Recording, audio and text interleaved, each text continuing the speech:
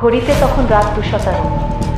রাহুলের হাত কাঁপছিল, মোবাইলের টর্চের আলোটা বারবার ঝাঁকুনি খাচ্ছিল। করিডোরের শেষ মাথায় যে দরজাটা ছিল সেটার সামনে দাঁড়িয়ে হঠাৎ করে পেছন থেকে একটা ফিসফিসে আওয়াজ এল, ফিরে যাও। রাহুল ঘাট ঘুরিয়ে তাকাল, কেউ নেই। কিন্তু এবার সে স্পষ্ট বুঝল এই আওয়াজটা মানুষের নয়। দরজার গায়ে লেখা ছিল লাল রঙে, যেন কেউ রক্ত দিয়ে লিখেছে, যে ঢুকবে সে আর আগের মতো থাকবে না। কি? রাহুল মনে মনে ভাবল, এত দূর যখন এসেছি, এখন পিছিয়ে যাওয়া মানে শেষ। সে দরজাটা ধীরে ধীরে ঠেলে দিল। কি ডর! ভেতরে ঢুকতেই ঠান্ডা বাতাসের একটা ঝাপটা লাগল। ঘরটা পুরো অন্ধকার, কিন্তু মাঝখানে একটা পুরনো আয়না দাঁড়িয়ে ছিল। হঠাৎ আয়নায় সে নিজের প্রতিবিম্ব দেখল, কিন্তু প্রতিবিম্বটা নড়ছে না।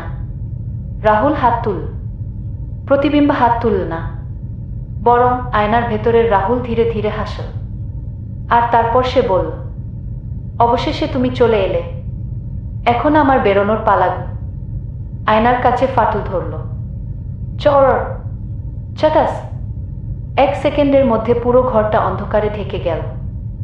রাহুল চিৎকার করতে চায়, কিন্তু গলা দিয়ে কোনো আওয়াজ বের হলো না, কারণ আয়নার বাইরে তখন একজন দাঁড়িয়ে ছিল।